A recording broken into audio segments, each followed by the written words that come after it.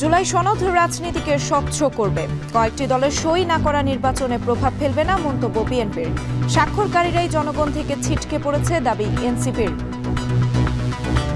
যারা গতকালকের অনুষ্ঠানে গিয়েছিল, গতকালকে যে প্রক্রিয়ায় স্বাক্ষর নিয়েছে, গণ অভ্যুত্থান থেকে এবং জনগণ থেকে তারা ছিটকে গিয়েছে। 3টি কি 4টি বাম রাজনৈতিক দল স্বাক্ষর অনুষ্ঠানে যেতে পারে, তাতে করে আমাদের আগামী নির্বাচনের জন্য এটা বড় কোনো প্রভাব ফেলবে না। শাপলার শহীদদের ভুলে না যাওয়ার আহ্বান ফ্যাসিবাদ বিরোধী দলগুলোর। গণহত্যার দায়ে শেখ হাসিনা ও সহযোগীদের দ্রুত বিচারের দাবি।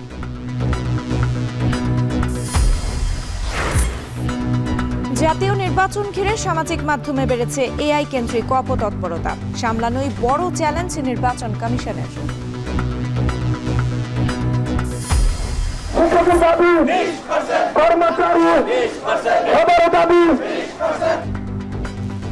তিন দাবিতে এমপি ও শিক্ষকদের কালো পতাকা মিছিল শেষে শহীদ মিনারে অনশন। ন্যায্য দাবির পক্ষে বিএনপি মহাসচিবের বিবৃতি। এবং ফি বৃদ্ধির প্রতিবাদে চট্টগ্রাম বন্দরে ধর্মঘটে পণ্য পরিবহন ব্যাহত। ইপিজেডে প্যাসিফিক গ্রুপের 8 কারখানা বন্ধের প্রতিবাদে বিক্ষোভ।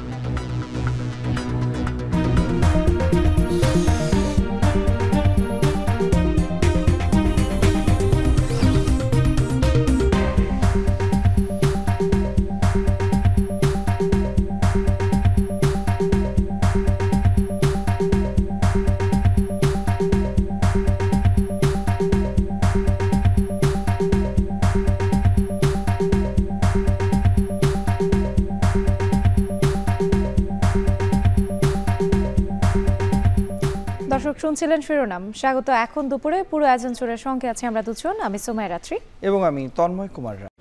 কয়েকটি রাজনৈতিক দলের জুলাই সনদে স্বাক্ষর না করা আগামী নির্বাচনে কোনো প্রভাব ফেলবে না বলে মন্তব্য করেছেন বিএনপির স্থায়ী কমিটির সদস্য সালাউদ্দিন আহমেদ। সকালে সাবেক রাষ্ট্রপতি জিয়াউর রহমানের সমাধিতে শ্রদ্ধা নিবেদন শেষে একথা বলেন তিনি। সালাউদ্দিন আহমেদ অভিযোগ করেন, শুক্রবার জুলাই যোদ্ধা নামে সংসদ ভবন এলাকায় বিশৃঙ্খলা করেছে আওয়ামী ফ্যাসিস্ট বাহিনীর কিছু সদস্য। তাদের চিহ্নিত করে বিচারের দাবিও জানান বিএনপির এই নেতা।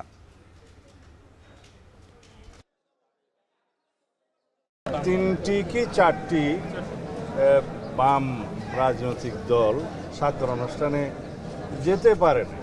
আমি বলবো না স্বাক্ষর করেনি, স্বাক্ষর করার সুযোগ উন্মুক্ত আছে। আশা করি তারা ভবিষ্যতে সনদে স্বাক্ষর করবে না। আমাদের আগামী নির্বাচনের জন্য এটা বড় কোনো প্রভাব ফেলবে না। আমরা মনে করি সহনশীলতা সবার মধ্যে আসবে। হয়তো তাদের কিছু দাবি দেওয়া আছে, সেটা সরকারের সাথে আলাপ আলোচনা করবে, এক পর্যায়ে তারাও জুলাই সনদে স্বাক্ষর করবে বলে আমরা বিশ্বাস করি।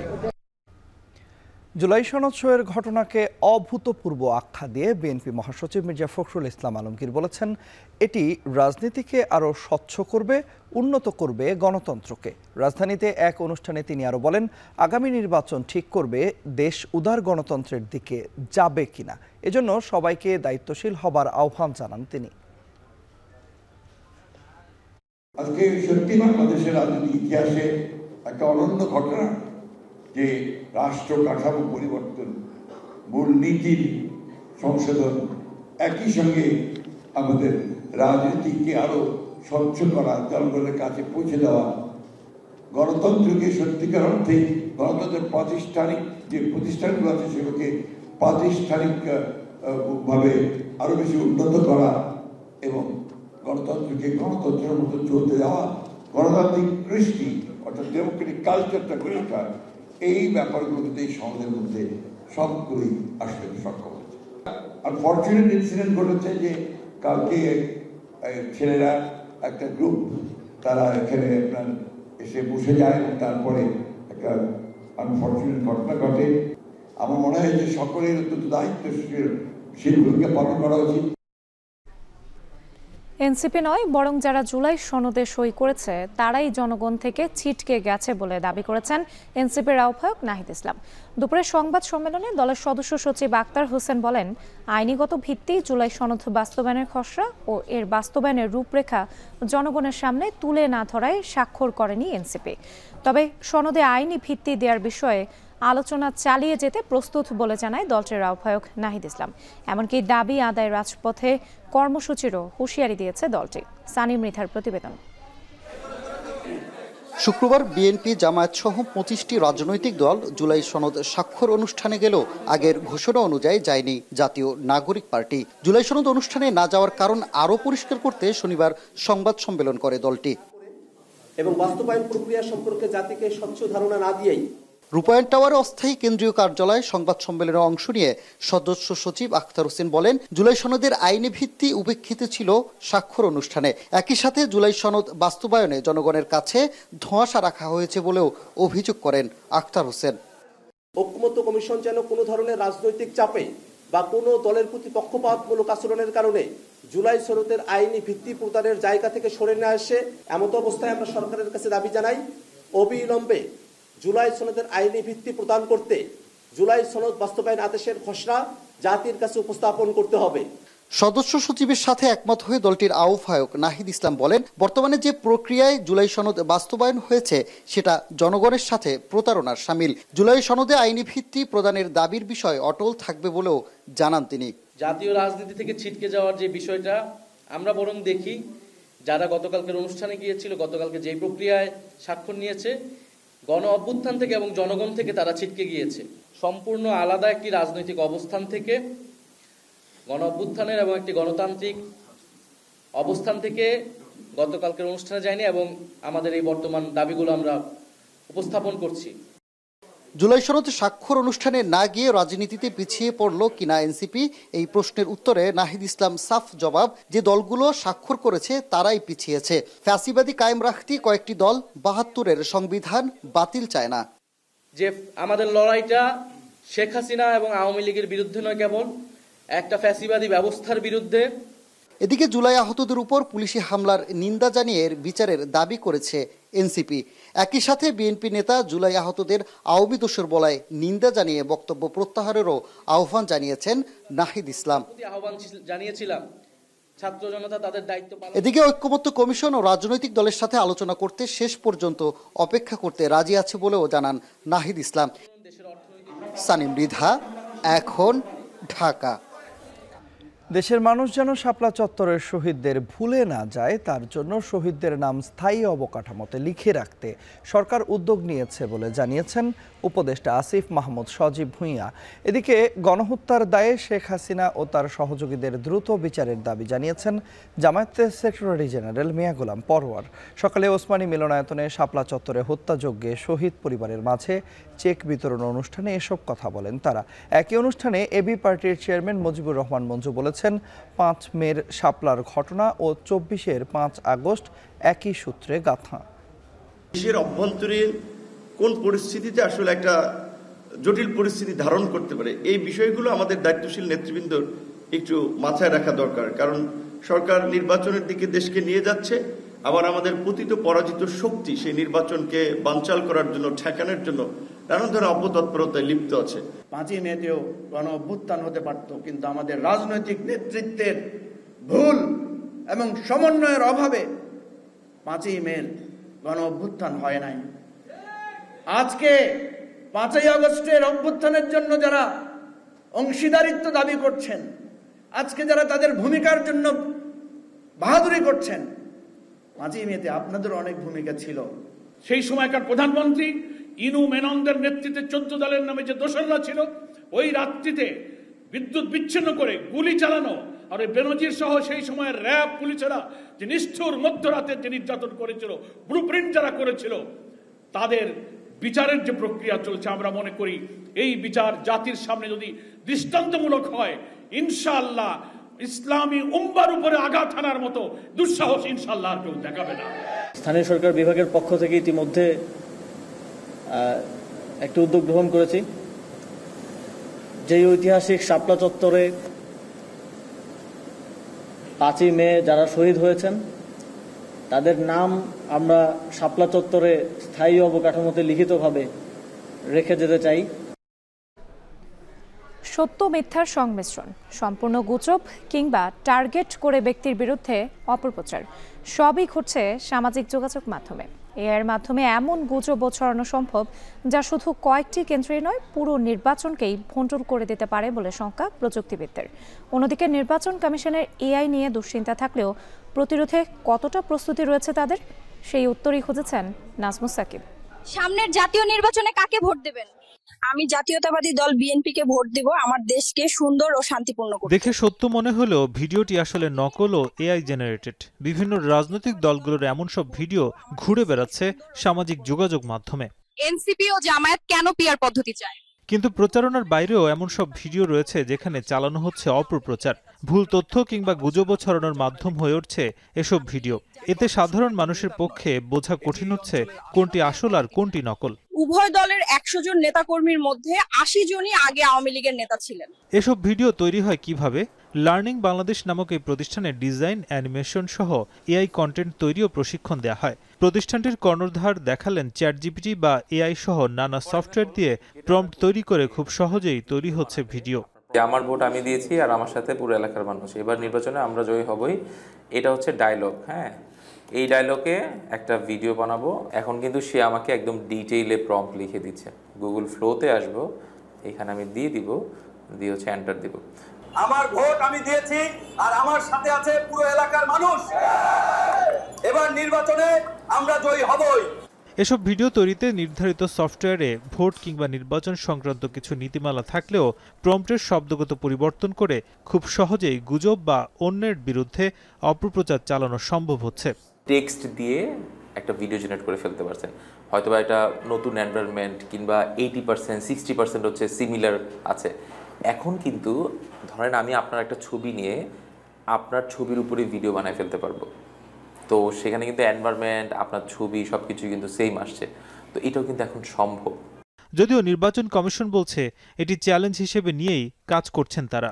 AI intervention, misuse of information, abuse of information, fake information, এই সমস্ত ব্যাপারে এটা ওনাদেরও আছে। বলে এটা একটা কমন প্রবলেম। তো আমরা বলেছি আমরা এটাতে নিয়ে কাজ করছি, কি কাজ করছি সেটা বলেছি, এবং এই পর্যায়ে যদি কোনো সহযোগিতা লাগে তাহলে আমরা চাই। কিন্তু একথা অস্বীকারের উপায় নেই, নির্বাচনে এআই এর চ্যালেঞ্জ নিয়ে যত আলোচনা তার রোধে এখনও সরকারের তেমন প্রস্তুতি দেখা যাচ্ছে না। এই প্রযুক্তিবিদ জানালেন এমন সব মারাত্মক গুজব এআই এর মাধ্যমে ছড়ানো সম্ভব যা শুধুমাত্র কয়েকটি কেন্দ্রেই নয়, পুরো নির্বাচনকেই ভণ্ডুল করে দিতে পারে। তার পরামর্শ, নির্বাচনের দিন বা আগে ইসিকে এমন একটি ওয়েবসাইট লঞ্চ করতে হবে যাতে দ্রুতই কোনটি এআই কন্টেন্ট সেটা বুঝতে পারে সাধারণ মানুষ। ব্যক্তিগত পর্যায়ে প্রত্যেকে করতে হবে, প্রতিষ্ঠানের জায়গায় করতে হবে, রাষ্ট্রীয়ভাবে আসলে একটা নীতিমালা, একটা গাইডলাইন থাকা উচিত যে আসলে কোন কোন জায়গায় আমরা এই ব্যবহার করব, কোন কোন জায়গায় আমরা এই ব্যবহার করব না। অথবা যদি সব দল মিলে যদি একটা ঐক্যমতে পৌঁছায় যে আমরা এই নির্বাচনের সময়কালীন এই ধরনের প্রচারণা করব না বা এই এআই বেসড অডিও ভিডিও আমরা ব্যবহার করব না। আগামী নির্বাচন ঘিরে এআই এর ব্যবহারকে নিরুৎসাহিত করেছে নির্বাচন কমিশন। আর এআই দিয়ে কোনো অপরাধমূলক কাজ করলে ব্যক্তির বিরুদ্ধে শাস্তিমূলক ব্যবস্থাও গ্রহণ করা হবে বলে জানায় কমিশন। কিন্তু সেই শাস্তির প্রক্রিয়া কেমন হবে এবং অপরাধীদের কিভাবে আইনের আওতায় আনা যাবে সেটা এখনও স্পষ্ট করেনি নির্বাচন কমিশন। তাই বিশেষজ্ঞরা পরামর্শ দিচ্ছেন শুধুমাত্র কেন্দ্রীয়ভাবেই নয়, একেবারে জেলা পর্যায়ে বিশেষজ্ঞ কমিটির মাধ্যমে এসব অপরাধীদের ধরা গেলে হয়তো আগামী নির্বাচন অনেকটাই স্বচ্ছ হবে। নাজমুস সাকিব, এখন, ঢাকা।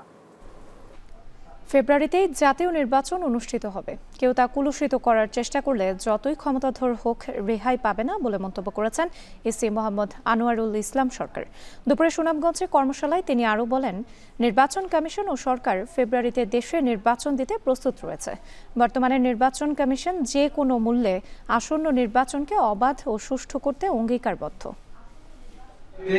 নির্বাচনটা হচ্ছে এবং নির্বাচন কমিশন, সরকারের প্রতিটি অর্গান এ বিষয়ে সোচ্চার এবং সচেতন। এই নির্বাচনকে কলঙ্কিত করার চেষ্টা করলে, কলুষিত করার চেষ্টা করলে তাকে রেহাই দেওয়া হবে। বাড়ি ভাড়া বাড়ানো সহ 3 দফা দাবিতে কালো পতাকা মিছিল নিয়ে করেছে এমপিওভুক্ত শিক্ষকরা। বেলা 12টায় কালো পতাকা নিয়ে শহীদ মিনার থেকে মিছিল নিয়ে শিক্ষা ভবন হয়ে কদম ফোয়ারায় যান শিক্ষকরা। সেখানে বিক্ষোভ সমাবেশ করেন তারা। এ সময় তাদের সাথে একাত্মতা পোষণ করে গণ অধিকার পরিষদের সাধারণ সম্পাদক রাশেদ খান। শিক্ষা কমিশন গঠন করে অবিলম্বে শিক্ষকদের দাবি মেনে নেয়ার আহ্বান জানান। শিক্ষকরা বলেন, কালো পতাকা মিছিলের মাধ্যমে শিক্ষকদের প্রতি রাষ্ট্রের অবহেলার প্রতিবাদ জানিয়েছেন তারা। এদিকে 7 দিন ধরে চলা আন্দোলন শুক্রবার থেকে অনশনে রয়েছেন শিক্ষকরা। পাশাপাশি দেশের প্রায় 30,000 এমপিওভুক্ত শিক্ষা প্রতিষ্ঠানে চলছে কর্মবিরতি। আমি রাজনৈতিক দলগুলোকে বলবো, আপনারা যদি সতর্ক না হন, সাবধান না হন, তাহলে দেশ কিন্তু একটা কালো অধ্যায়ের দিকে যাবে। আপনারা আমাদের পাশে দাঁড়ান। নির্বাচনের দায়িত্ব আমার 6 লক্ষ শিক্ষক কর্মচারী পালন করে। কমিশন গঠন করে অনতিবিলম্বে শিক্ষকদের বেতন ভাতা বাড়াতে হবে। আমাদের সরকার অসম্মান করেছেন, আমাদের কোনো দাবি দেওয়া তিনি ওই সম্মান জানান নেই, মেনে নেয়নি। 2025 সাল চলে যাবে, এরপরও আমরা রাজপথ ছাড়বো না যতদিন পর্যন্ত আমাদের দাবি মেনে নেওয়া না হবে। আমাদের স্কুল, কলেজ, মাদ্রাসা 2025 সাল পর্যন্ত টোটালি বন্ধ থাকবে। 20% বাড়ি ভাড়া, 1500 টাকা চিকিৎসা ভাতা, তারপরে 75% হচ্ছে কর্মচারীদের। আমাদের লাগাতার অবস্থান ধর্মঘট সেটা থাকবে এবং প্রতিষ্ঠানে কর্মবিরতি সেটা অব্যাহত থাকবে। কালো পতাকা মিছিল শেষে শহীদ মিনারে অবস্থান করছেন এমপিওভুক্ত শিক্ষকরা। এ বিষয়ে বিস্তারিত জানাতে আমাদের সাথে যুক্ত হচ্ছেন সহকর্মী বাইজিদ সাদ। চলে যাচ্ছি সাদের কাছে। সাদ, শিক্ষকরা তো এই মুহূর্তে শহীদ মিনারে অবস্থান করছেন, এখন মূলত তারা কি কর্মসূচি পালন করছেন বা সেখানকার কি পরিস্থিতি রয়েছে, বিস্তারিত জানাবেন আমাদের।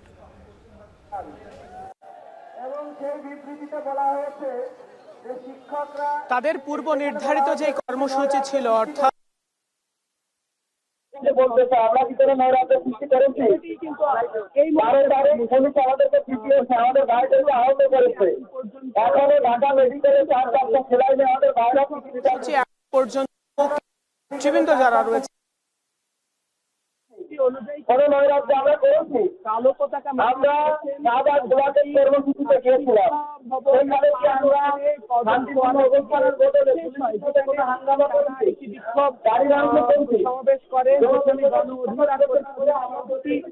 রাশেদ খান যোগ দিয়েছিলেন, তিনি ভাষণ করেছেন এবং তিনি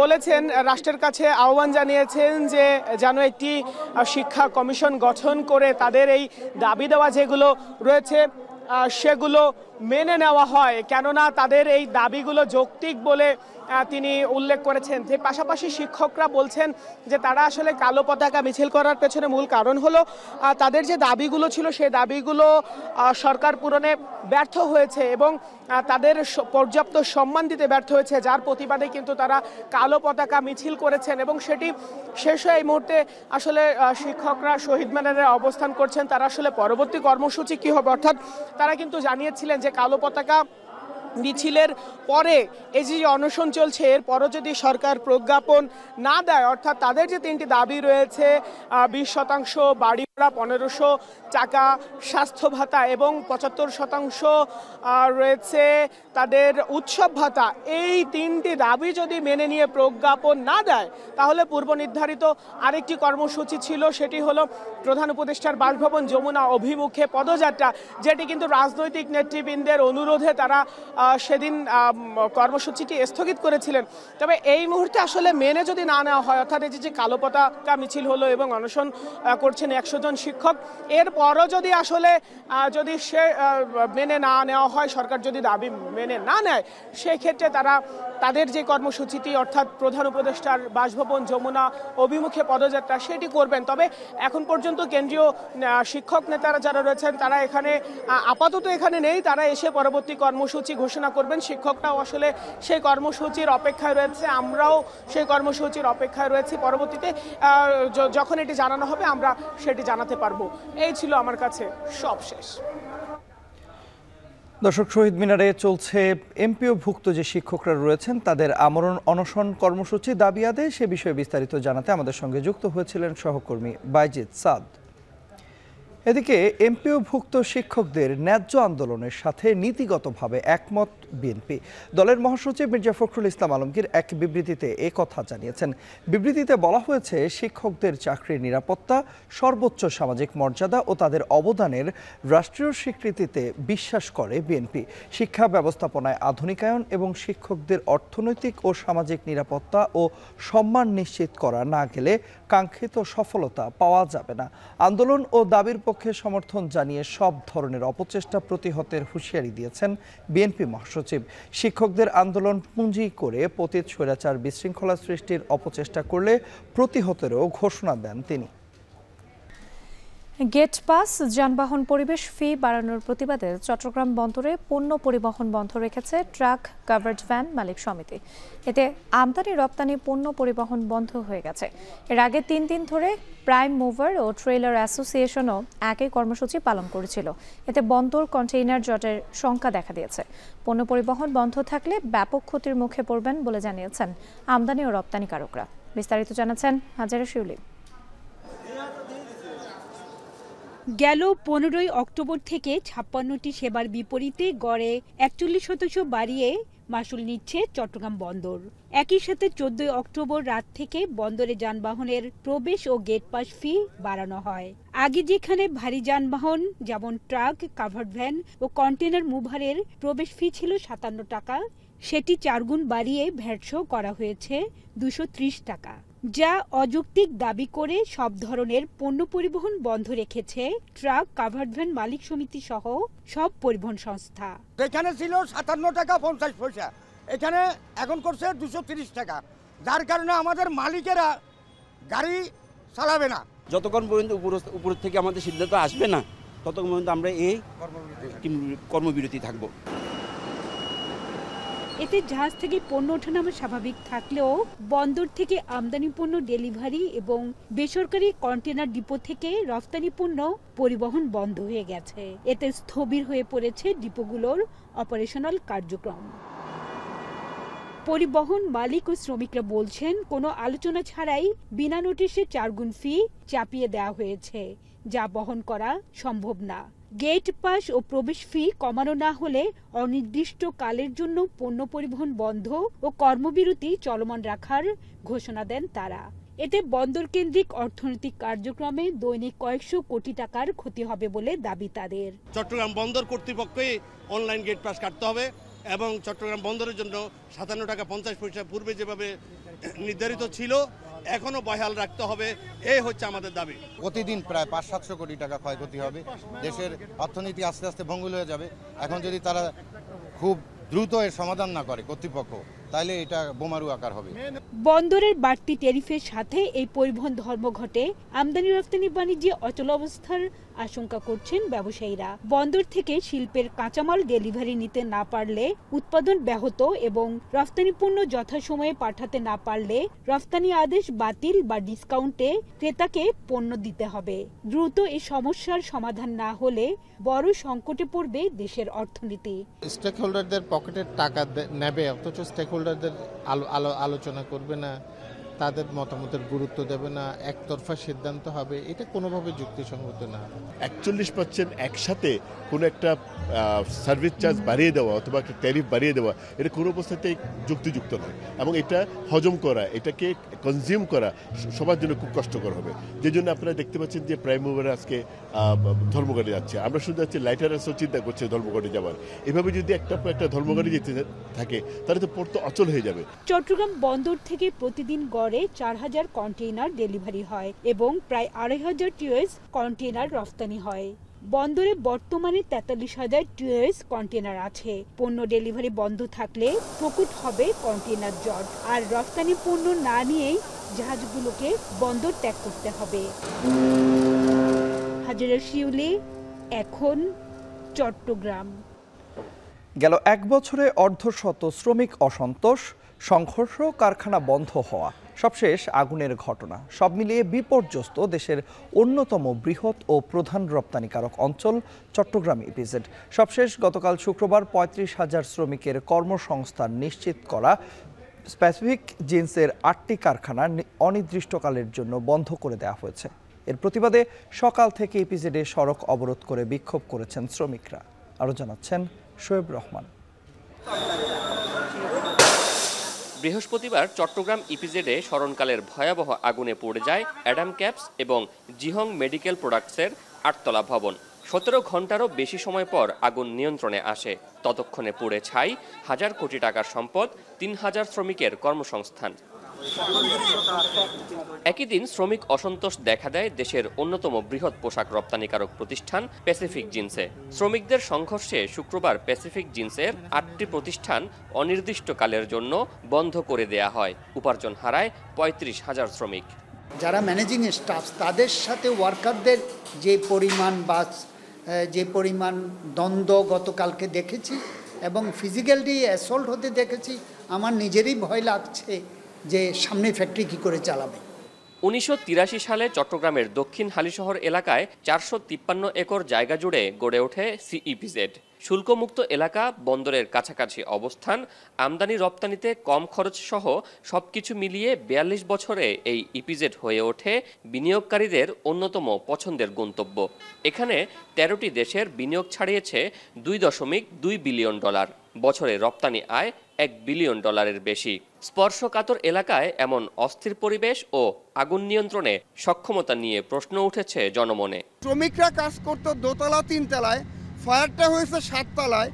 এইখান থেকে ফায়ার ফাইটিংয়ের টিম ওইখানে যেতে যেতে আগুনটা তারা মনে করেছে যে তাদের নিয়ন্ত্রণের বাইরে, যেখানে সক্ষমতাটা আছে শুধুমাত্র ফায়ার সার্ভিস, সিভিল ডিফেন্সের, তারাই আগুনটা নির্বাপনের প্রচেষ্টা করতে পারে। সবশেষ ঘটনায় ফায়ার সার্ভিস জীবন বাজি রেখে কাজ করলেও যন্ত্রপাতি ও দক্ষতার অভাবকে দুষছেন বিনিয়োগকারীরা। এছাড়া কারখানাগুলোতে কী ধরনের রাসায়নিক থাকে, দুর্ঘটনায় কতটা ভয়াবহ রূপ নিতে পারে তারও আগাম ধারণা নেই কারো। পার্শ্ববর্তী যে বিল্ডিংটা ছিল খুবই সন্নিকটে, এটা সেটব্যাকটা ছিল না, যার কারণে আমাদের কোনো ফায়ার ফাইটাররা ওখানে পজিশন নিতে পারেন নাই। দূরত্ব বজায় রেখে নিজেদের সেফটিটা ইনশিওর করে আমরা এই কার্যক্রম করেছি, যার কারণে একটু সময় লেগেছে। গেল 1 বছরে অস্থির সময় পার করা দেশের শীর্ষ এই ইপিজেডটিতে এমন অস্থিরতায় ষড়যন্ত্রের গন্ধ পাচ্ছেন উদ্যোক্তারা। এ অবস্থায় গোয়েন্দা নজরদারি বৃদ্ধি সহ প্রতিটি ঘটনা যথাযথভাবে তদন্তের আহ্বান তাদের। শোয়েব রহমান, এখন, চট্টগ্রাম। মেহেরপুরের গাংনী উপজেলা দিয়ে নারী, পুরুষ ও শিশুসহ 14 জনকে পুশিন করেছে বিএসএফ। সকালে কাথুলি সীমান্তে এই ঘটনা ঘটে। পুশিন হওয়া ব্যক্তিরা বাংলাদেশের ঠাকুরগাঁও জেলায় 2 পরিবারের সদস্য। বিজিবির এক প্রেস বিজ্ঞপ্তির মাধ্যমে জানানো হয়, বাংলাদেশের কাথুলি বিওপি সীমান্ত এলাকায় আনুমানিক 100 গজ অভ্যন্তরে 14 জনকে দেশে ঠেলে দেয় বিএসএফ। আটককৃতরা দালালের মাধ্যমে ভারতে প্রবেশ করে ভারতের আসাম রাজ্যে শ্রমিক হিসেবে কাজ করত। পুশিন হওয়াদের মধ্যে 6 জন পুরুষ, 4 জন নারী ও 4 জন শিশু রয়েছে। গাংনী থানার ওসি জানান, আইনি প্রক্রিয়া শেষে পুশিন হওয়া ব্যক্তিদের পরিবারের কাছে হস্তান্তর করা হবে। কাজ হোক যাই, সাথে এক্সপার্ট চাই, না টাইট লুজ যদি করতে হয় তবে এক্সপার্ট টুলসেই নিশ্চিত জয়। এক্সপার্ট হার্ডওয়্যার টুলস, সকল কাজের এক্সপার্ট সমাধান। যুদ্ধবিরতির মাঝেই শুক্রবার ইসরায়েলের বিরুদ্ধে 11 ফিলিস্তিনিকে গুলি করে হত্যার অভিযোগ তুলেছে গাজার সিভিল ডিফেন্স। আইডিএফের বিরুদ্ধে তোলা হচ্ছে যুদ্ধবিরতির শর্ত ভঙ্গের অভিযোগও। এদিকে যুদ্ধ বিধ্বস্ত গাজা থেকে পুনরুদ্ধার করা এক ইসরায়েলি জিম্মির মরদেহ রেড ক্রসের মাধ্যমে আইডিএফের কাছে হস্তান্তর করেছে হামাস। যুদ্ধবিরতি কার্যকর রাখতে মধ্যপ্রাচ্য সফরের ঘোষণা দিয়েছেন মার্কিন বিশেষ প্রতিনিধি স্টিভ উইটকফ। সতীর্থ কর্মকার জানাচ্ছেন বাকিটা। শুক্রবার মধ্যরাত গাজা সীমান্তের কাছে 2 বার আলোর ঝলকানি, যদিও নিশ্চিত হওয়া যায়নি এটি কোনো হামলার দৃশ্য কিনা। ট্রাম্পের উদ্যোগে কাতার, তুরস্ক ও মিশরের মধ্যস্থতায় গাজায় যুদ্ধবিরতি কার্যকরের আজ 4র্থ দিন, কিন্তু এরই মধ্যে বিচ্ছিন্ন হামলা, পাল্টাপাল্টি অভিযোগে ইসরায়েল হামাস যুদ্ধবিরতির স্থায়িত্ব নিয়ে প্রশ্ন তুলছে আন্তর্জাতিক গণমাধ্যম। শুক্রবার প্রথমে ইসরায়েলি সেনাদের বিরুদ্ধে নির্বিচারে ফিলিস্তিনিদের হত্যার অভিযোগ তোলে হামাস। পরে গাজার সিভিল ডিফেন্স জানায়, গাজার মূল শহরের দক্ষিণ পূর্বাঞ্চলের একটি গাড়িতে এলোপাথারি গুলি চালায় ইসরায়েলি সেনারা। এতে প্রাণ যায় বেশ কয়েকজন ফিলিস্তিনির। আইডিএফ এই অভিযোগের প্রেক্ষিতে কোনো মন্তব্য না করলেও হামাসের অভিযোগ, যুদ্ধবিরতির শর্ত মানছে না ইসরায়েল। তারপরেও ট্রাম্প প্রস্তাবিত শান্তি চুক্তির দ্বিতীয় ধাপ কার্যকরে মধ্যস্থতাকারীদের তৎপর হওয়ার আহ্বান জানিয়েছে হামাস। সীমান্ত খুলে দেয়া, ত্রাণ সরবরাহ বৃদ্ধি, উপত্যকার সংস্কার কাজ শুরু করা, একটি প্রশাসনিক কাঠামো নির্মাণ ও ইসরায়েলি সেনা প্রত্যাহারের দাবি তাদের। তবে রয়টার্সকে দেয়া সাক্ষাৎকারে হামাসের এক শীর্ষ কর্মকর্তা নিশ্চিত করেছেন, গাজার নিরাপত্তা ব্যবস্থার নিয়ন্ত্রণ রাখতে চায় সংস্থাটি এবং কোনোভাবেই অস্ত্র জমা দেওয়ার শর্ত মানবে না হামাস। لأن قطاع غزة يحتاج إلى 5 سنوات على الأقل لبنائه يعني ولا أريد أن أقول أقل ولا أكثر من ذلك، لكن هذا هو المعدل. نريد للشعب الفلسطيني أن يلتقط أنفاسه، وبالتأكيد خلال هذه الفترة هناك استعداد لمناقشة المستقبل. এদিকে যুদ্ধবিধ্বস্ত গাজা থেকে পুনরুদ্ধার করা এক ইসরায়েলি জিম্মির মরদেহ রেড ক্রসের মাধ্যমে আইডিএফ এর কাছে হস্তান্তর করেছে হামাস। এরই মধ্যে তার পরিচয় শনাক্ত করেছে ইসরায়েল। যুদ্ধবিরতির শর্ত অনুযায়ী মৃত 28 ইসরায়েলি জিম্মির মরদেহ হস্তান্তর করতে রাজি হয়েছিল হামাস। এখনো পর্যন্ত 10 জনের মরদেহ পাঠানো হলেও বাকি আছে আরও 18 জনের মরদেহ।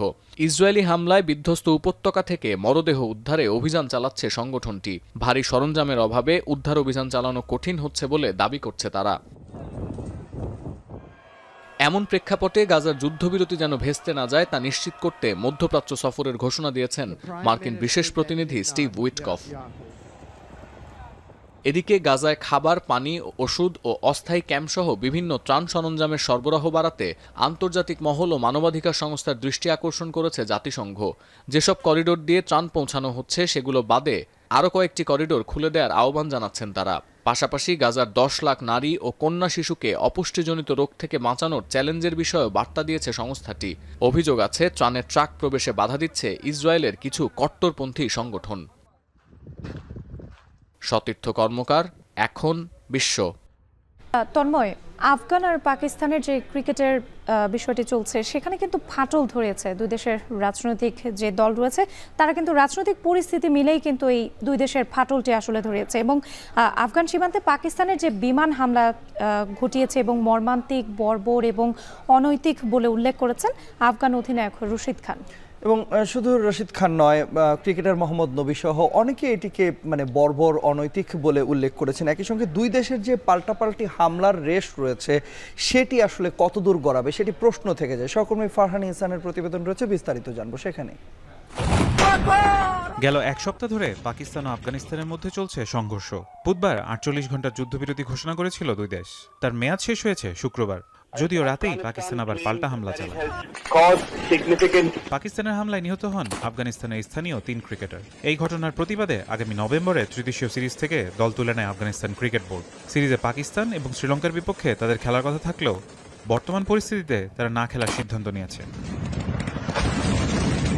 শুক্রবার রাতে আফগানিস্তানের পাকতিকা প্রদেশে আকাশপথে হামলা চালানো হয়। তাতেই 3 জন ক্রিকেটার সহ মোট 8 জনের মৃত্যু হয়েছে। 3 ক্রিকেটারের নাম এবং ছবি প্রকাশ করেছে বোর্ড।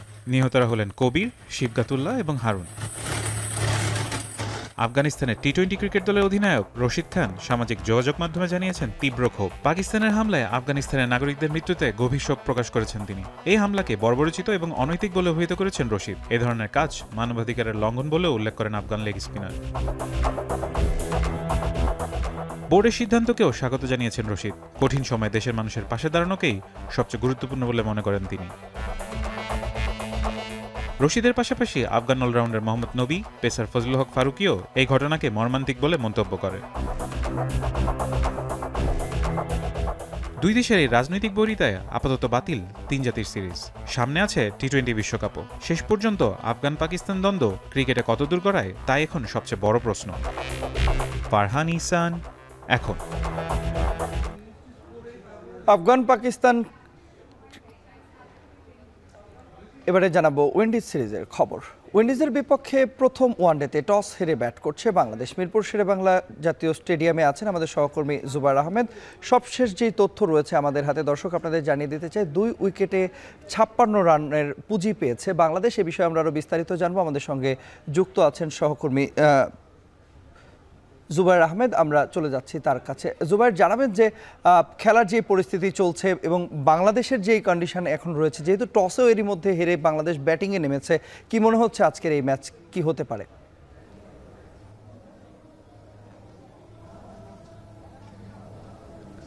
ধন্যবাদ তন্ময়। গতকাল সকাল থেকেই প্রেস কনফারেন্সের পর এবং প্রেস কনফারেন্সের আগেও যে প্রশ্নটা সবার আগে ছিল সেটা হচ্ছে মিরপুরের পিচ, কালো মাটির পিচ, রান কেমন হবে, রানের দেখা পাবে কিনা, স্পিনাররা কেমন করবেন সেটা নিয়ে জল্পনা কল্পনা ছিল শুরু থেকে। এবং পরবর্তীতে ম্যাচ শুরু পরপরে দেখা গেল যে হ্যাঁ সত্যিকার অর্থে যেটা শঙ্কা ছিল কিছুটা বোলিং ফ্রেন্ডলি উইকেট। আমরা সাইফ হাসানের উইকেট দেখেছিলাম পেসে আনইভেন বাউন্সের কারণে তিনি এলবিডব্লিউতে পরিণত হয়েছেন। সৌম্য সরকারের ব্যাটে বলে ঠিকঠাক কানেক্ট হয়নি।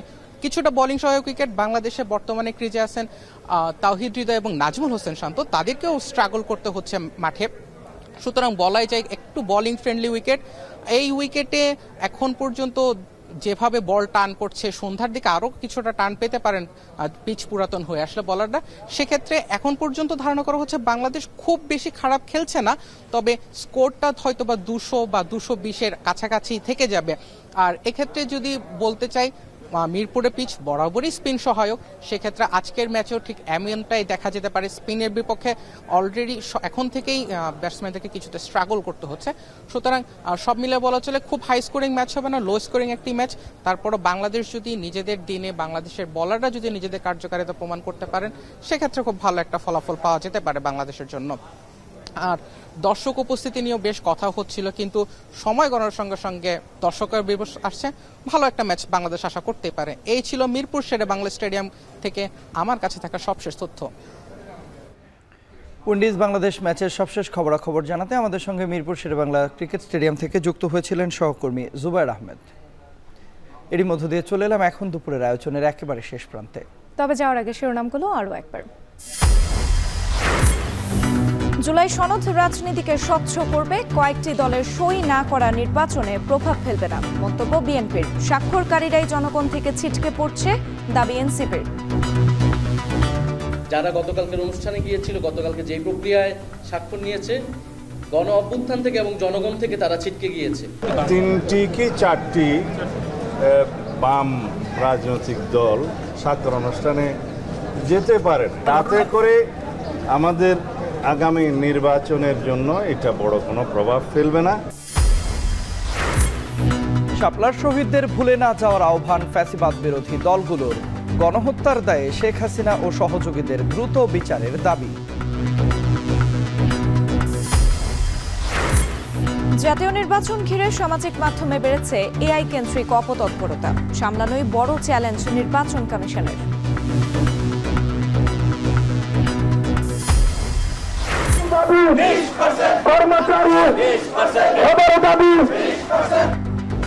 তিন দাবিতে এমপি ও শিক্ষকদের কালো পতাকা মিছিল শেষে শহীদ মিনারে অনশন, ন্যায্য দাবির পক্ষে বিএনপি মহাসচিবের বিবৃতি।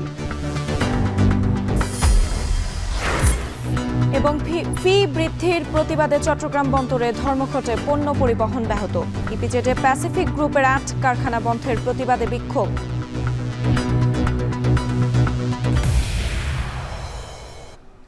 আর এই ছিল এখন দুপুরের আয়োজনে। এখন টেলিভিশন ওয়েবসাইটে দেখতে ভিজিট করুন www.ekon.tv। ফেসবুকে দেখুন facebook.com/tv.ekon আর ইউটিউবে দেখুন youtube.com/c/ekontv।